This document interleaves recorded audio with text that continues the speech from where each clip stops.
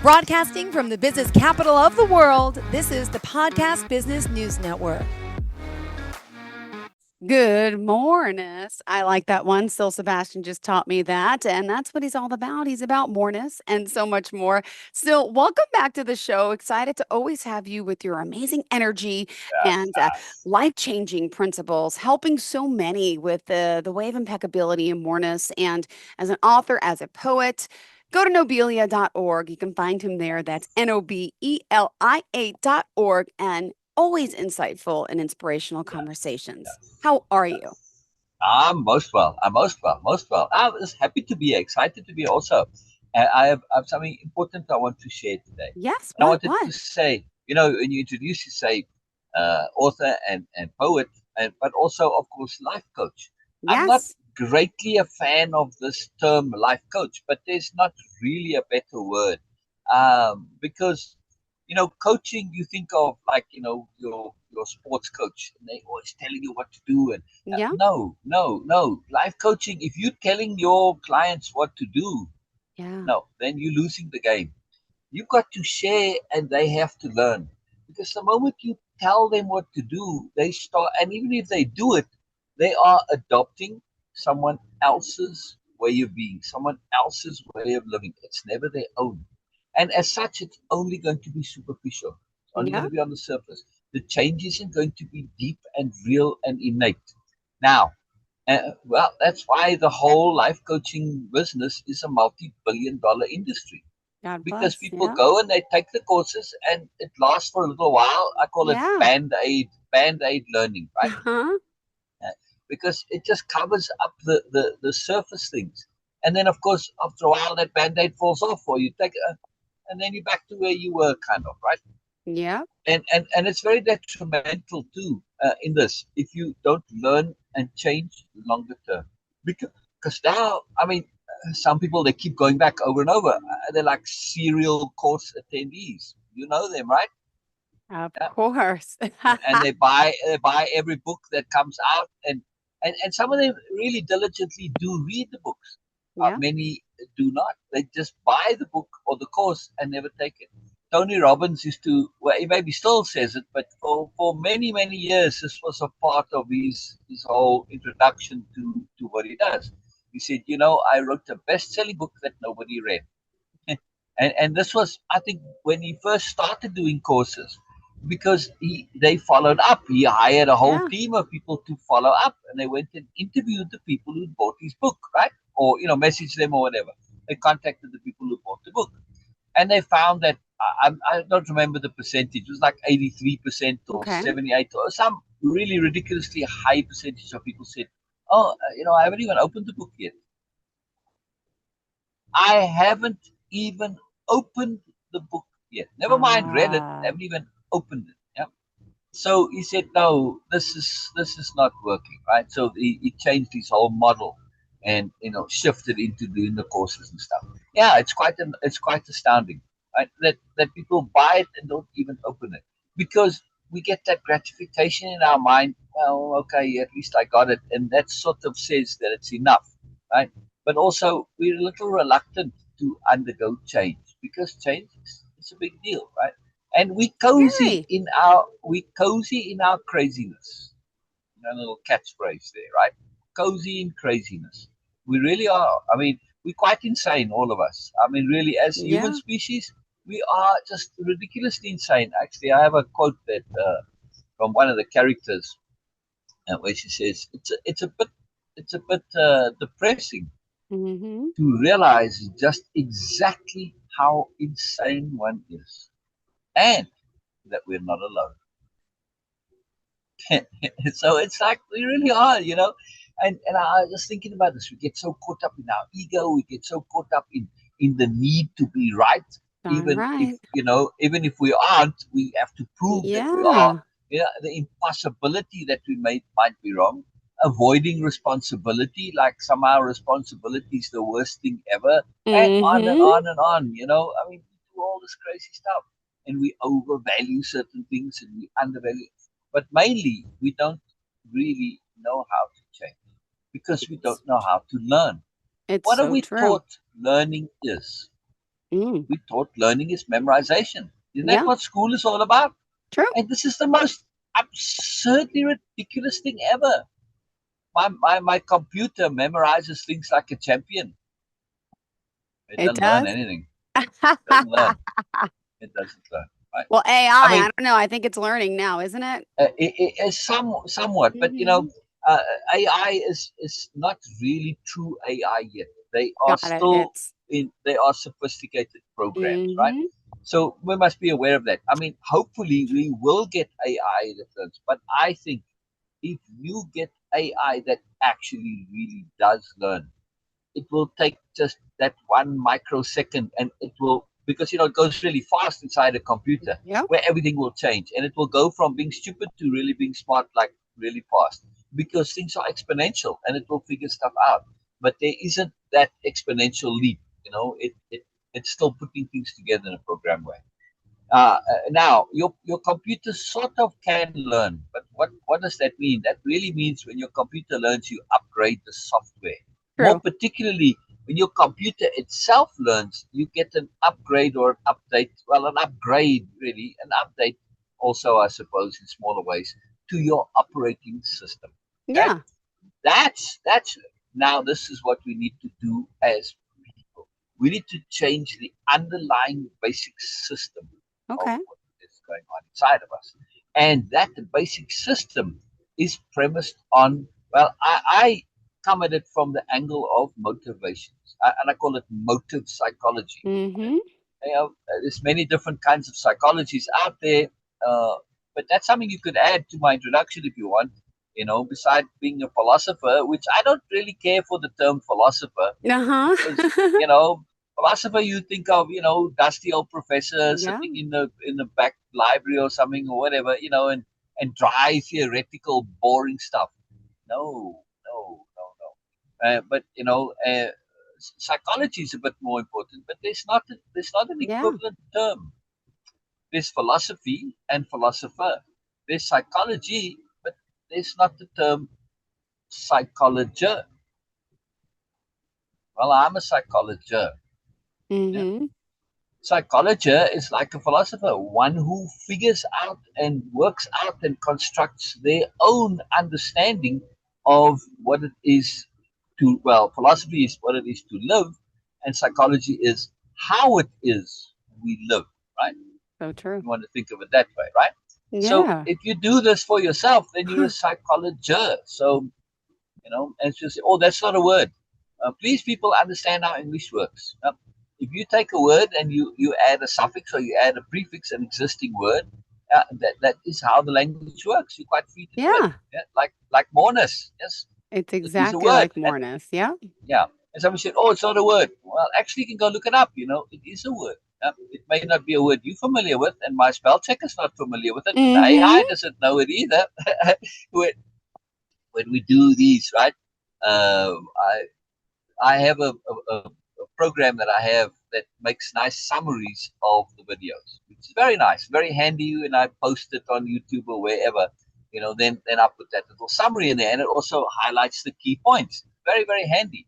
But when I talk about moreness-culture, it types it out as mourners culture. Uh-huh. Like mourners at a Moreness. No, funeral. I got it. I got ah. It's like, come on, really. It's not mourners, it's moreness culture. So maybe I need to enunciate, so enunciate. I don't know if you were told that at school, but we were over and over many times. Enunciate. Anyway, so this is important. It's absolutely critical that we learn how to learn. And that's what I want to talk about today. Learning how to learn. What does learning really mean? In other words, actually, also when it comes to way of impeccability, like I said, I don't think of myself as a philosopher. Yes, psychology, yes, someone. I Okay. am, but I don't think of it that. What I do think of myself as an elucidator. That is my skill. I've always had the skill.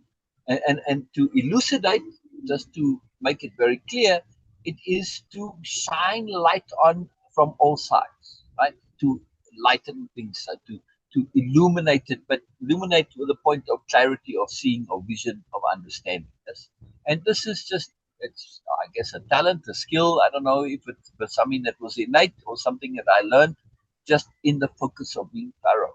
But that's what I do. I elucidate because you can share information, right? But that's not necessarily to elucidate. To elucidate is to share it in such a way that the person hearing is clear about what is being shared. They Okay. understand it. And also to share it from multiple perspectives, in other words, right? You're taking light and you're shining it from all sides on something, not just from one side. Because you shine from one side, you got a shadow on the other side, correct? True. Yeah. So to elucidate is to bring light from all sides, inside, outside, upside down, any other way, right? You enlighten something, right? And that's where this whole term it all comes from, right? Luz means light, so like Lucifer. He was the angel of light, right? I love it. Yeah. So and you see on the internet, if you buy bulbs or whatever, they sometimes will put the amount of light it puts out in lucents. Yeah, light all comes from that original term luz or light, right? Yeah, very interesting. Anyway, so when we are elucidating rather, and especially when I do in terms of my life change and self change programs, let's say they're both. They're not only life change but self change. Mm-hmm. You can change your life, and that happens sometimes. But if you don't also change yourself, then you're going to run into a severe problem at some time, right? And that's usually where people have worldview collapse because they living one way, but they are another way, and the two need to be in sync. They need to be in harmony. Right? Otherwise, you're going to have severe problems. And the reverse, you can change inside. If you don't change your life, how you living, you're True. also going to have problems, right? True. You're essentially going to feel like a phony. Yeah. And even narcissists, who are the greatest, most profound, most absurd, and especially most preposterous phonies you can Yep. possibly imagine. I mean, they're just off the charts phony. But even they don't like it. They struggle with it, right? It really bugs them. It eats at them, and they're always looking to try and BS themselves. So I true. should say bullshit because I wrote a whole book about this, right?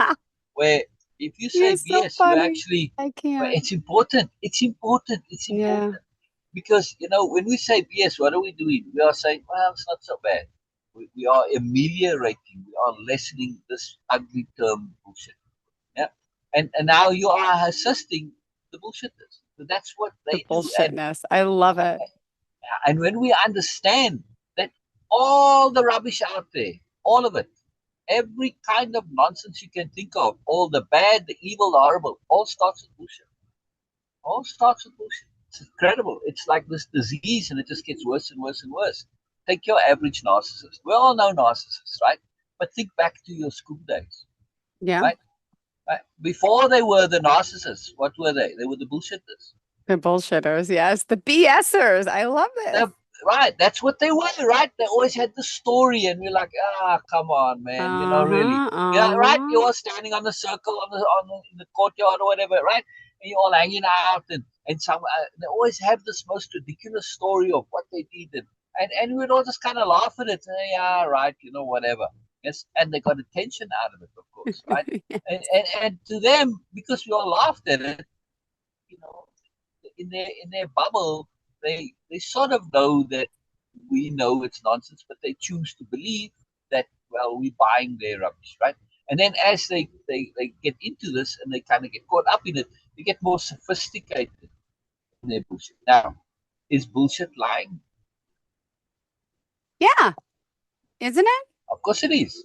Oh, Of I'm course like, it wait, is. I'm But like, I'm but questioning myself. I think it is. yes, that's your response was absolutely just perfect for illustrating what the point I'm going to make, right? Okay, guys. Because you're like, yeah, but we check it. It's not synonymous with lies. It's Yeah. not. It's fascinating, right?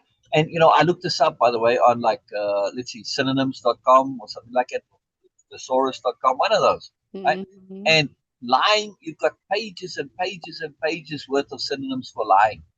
But for bullshit, it was less than one page. Fascinating. How come? How come? Right? Anyway, Now think of what is the intent behind bullshit. Okay. The intent is to deceive, is it not? It's just total deceivement. Absolutely. Exactly. Now you say, "Oh my crikey! I never thought the bullshit that way." So, exaggeration and just hamming it up a little bit and adding color to a story. You're deceiving, dude. You're deceiving. You're not, in storytelling mode where I'm obviously telling a story. Like where the mother and you tell your kids a story. You're not. You're not asking them to believe this is true. Yeah. Yeah. But a bullshitter is saying it in such a way that, well, you kind of believe it's true, but they can't get caught out of it. Where lies, it's like, well, if you find out, then it's very obvious that they were lying. Bullshit is just very sneaky lying, but the intent is sneaky lying, so they won't, if they do, well, you can't pin them down. But I didn't say that exactly, right? So they're always covering their backsides, covering Very their asses, true. like you say, Yeah. right? Always. But the intent is to deceive. And the same thing with lying. The intent is to deceive. It's horrible, right? Now, when we come to narcissists, we got to realize that they are What is a beyond narcissist? What is a preposterous. narcissist? This always confuses me. Okay. So a narcissist is someone who is intent on furthering the idea or the image of themselves. Someone to whom the self is the most important thing Okay. ever. And they're Got it. all about this, not just gratifying the self, but furthering the self, Okay. promoting the self. Because to them, they've gotten this idea that they are the absolute best thing in the world, the most fantastic thing. Now, this typically, if you want to get into it, I got a whole book on this, by the way. The first book I wrote, right? Um, anyway, what they typically had this as a very young child, right? Like when you in that early age, 2, 3, 4, 5 years old, right? And you have some parents where the child is just like the king of the world or the queen of the world, and they just the most fantastic thing ever, and they can do no wrong, right? And oh my little Susie or Johnny, they are so this and so this, and they're just fantastic, right? And they can't do any wrong. The kid believes that. Yes, and they come to live this, and it's Yeah. fantastic. You're That like, what? age is a Yeah. golden age. Why? Because Hmm. they get all of this wonderful attention, and they're just wonderful, and they're just special. But here's the problem, right? At some point, my ideal. When I was writing this book, I actually was living in a house with a narcissist, and they had a mother like this. Now they were still very attached to the mother, Yeah. but you could clearly see that at some point the mother sort of, well, actually, she had the child with the Hmm. specific intent that this child was going to be her savior. Quite Wow. preposterous, right? So, of course, everything was put into it. But then as the child grew up, well, okay, let's see, little Johnny isn't quite as smart and wonderful as Hmm. I thought they were. And little Johnny's actually a bit of a dunce, and relatively speaking, I mean, they're just a normal child, right? But compared to this fantastic Yeah. idealism that has been put on them, so of course the child sees this, right? Children are incredibly perceptive. They learn not to be. I witnessed this as a child. I saw how my peers they were seeing things, noticing things, but then they couldn't say it, and then they learned to not say it, and they learned to not be aware of it because being aware of it could get you into trouble. I saw that happen. Right? It's really sad. It's really, really frighteningly sad. But boy, kids are incredibly perceptive. They really, really see things. So of course, the kids they when you can't hide from your child that, well, actually, you're not this wonderful thing that I thought you were. Actually, you're not so smart after all, and Yeah. that disappointment, right? And also, in the case of, like in this particular case, there's some resentment towards the child, right? Yeah. For not being this wonderful thing, right? Not satisfying all my dreams and my vicarious ideals and all this. Now the kid figures this out. So of course, what do? Now they have to get back this adoration that they had before, this attention, this good opinion. So they learn to lie. That's bullshit, Hmm. right? They learn to say, well, this and that. And that's the only way they can because they can't in actuality do it. They don't have the ability to. They'll try, but they can't. But of course, they also realize that the to do it virtually, as it were, is Yeah. much more efficient and much more effective. You don't have to actually do stuff. You just have to get the person to believe that you will or can, Mm-hmm. right? And of course, you have a willing participant in this perception, right? With this parent, they want to believe. So of course, they start swallowing all the bullshit, right? And it works, and they get a payoff. But now, as you go along, what happens? With most narcissists, it starts very early like that. Your formative years for them do not exist Yep. because they are focused on something that's not real. They're focused on bullshit all the time, right? Not focused on actually learning and growing. So they Yep. never learn that what other people typically learn. And Wow. if you look at some of our famous celebrity bullshitters, which are, I Mm-hmm. mean, we have fantastic examples. Our Like, favorite wow, I celebrity mean, bullshitters. I love this yeah, conversation today. You got yeah, me right. going.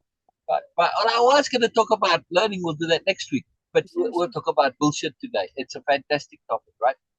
Anyway, so we have these incredibly brilliant examples. Like when I first wrote the book, I think our most famous one was just starting to come up, right? I wrote the book Mm-hmm. before he started. I said, man, this is too brilliant because here's like a poster child for this book. It's like too awesome, right? Anyway, so if you look at them though, and if you listen to people who worked with them, right?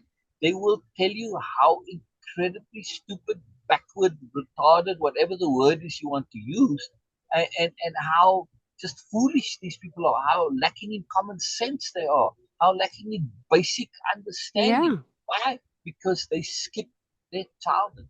They went straight from kind of just knowing a few basic things straight into, basically a full-on immersion into bullshit, and they become experts at bullshit. But as a result, as they grow older, they become fully and acutely aware of their hollowness. And this is very important to understand because now, as you're Yeah. starting to get into your teens and adulthood, early adulthood, late teens, early adulthood, you're getting that self-awareness of who you are. You realize, oh my God, this is all I have. And now you kind of screwed because Hmm. you've created this image that you this and you this and you super and you fantastic. You can't go back and start all over again and go and learn the basics. This is No. absolutely out of the question because your intent is always to be clever, to be smart, to be better, to be That's superior, blah right. blah blah.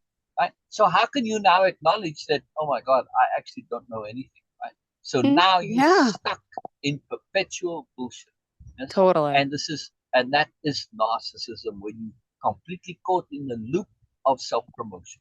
Got it. Right? Thank you. Thank you That's for that. that's it. Okay. This Uh, I this unfortunately know a perpetual loop. few of them then. Okay, good. Exactly. And they'll do everything to this. And you know what's really sad? You can get narcissists become quite abusive because they can't maintain that facade. So if they can draw you in. And this was what happened. This narcissist that I knew, I was living in a house, I was renting a room inside the house, and they were in a relationship. Actually, the relationship with somebody I knew very well, right? And and and and privately, they will in private they will let all their horridness and nastiness and resentments and all this stuff come out. They'll be really horrible in private, but in public they'll be all sweet and nice, right? Now they weren't physically abusive, but verbally and psychologically and emotionally, absolutely terrible, right? So we have to understand this also with narcissists. That's why I call them BMNs, Mm-hmm. bullshit manipulator narcissists, because really their bullshit isn't just to themselves, right? And internally, you might get that, but mostly it's that manipulation. Yeah. Everything they do is a manipulation. Everything Um, they do is a manipulation. And of course, this ugliness in private comes because, well, the person starts to realize it's all bullshit. And then it all breaks down. So now they have to resort to those ugly, messy, emotional pressure, arguments, nastiness, horridness, insults, etc., as a way to assert control and dominance, right? As this is also for the narcissist, this hierarchy, right, where you are in the pecking order. This absolutely consumes their psychology. They've always got to be at the top, even if it's via bullshit, doesn't matter.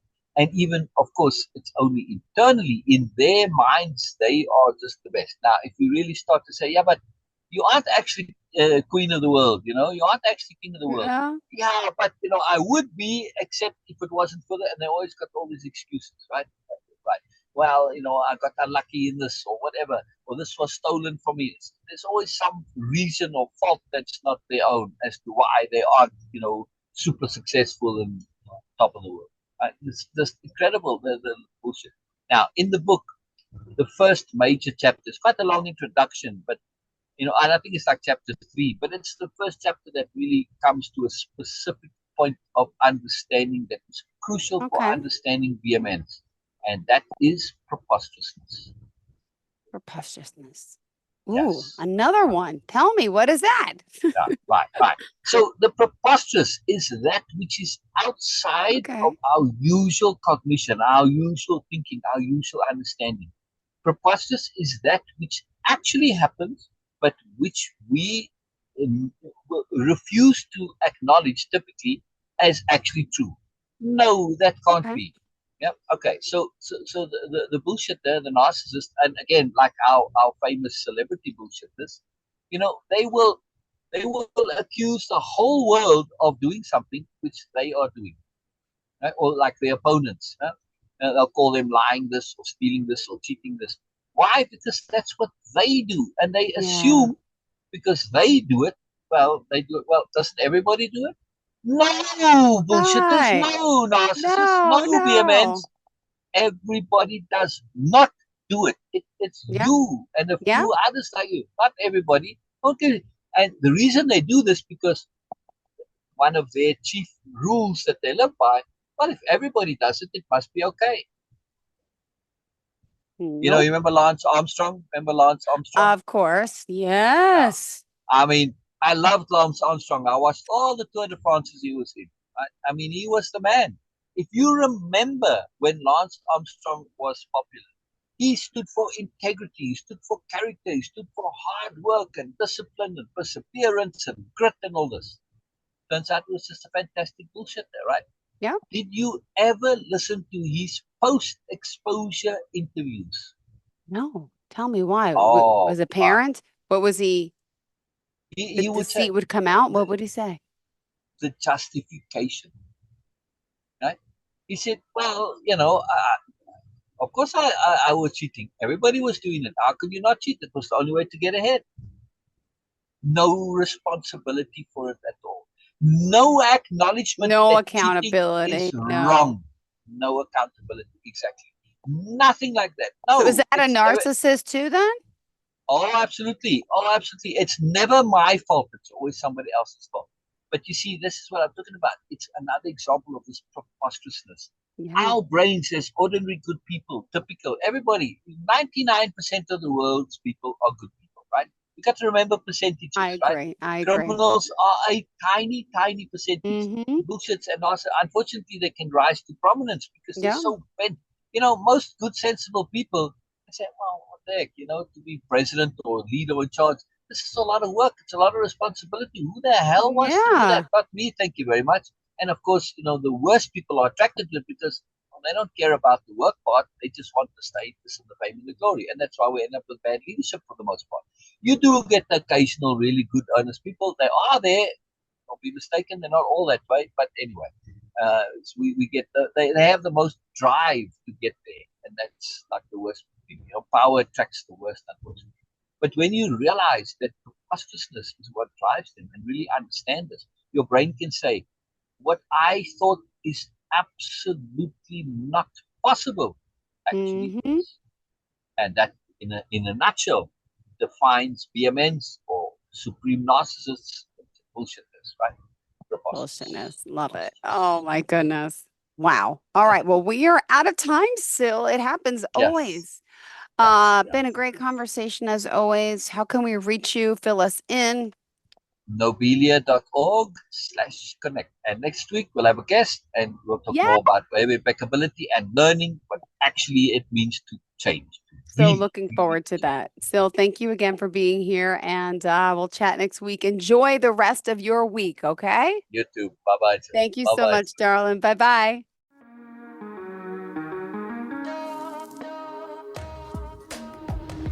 Broadcasting from the business capital of the world, this is the Podcast Business News Network.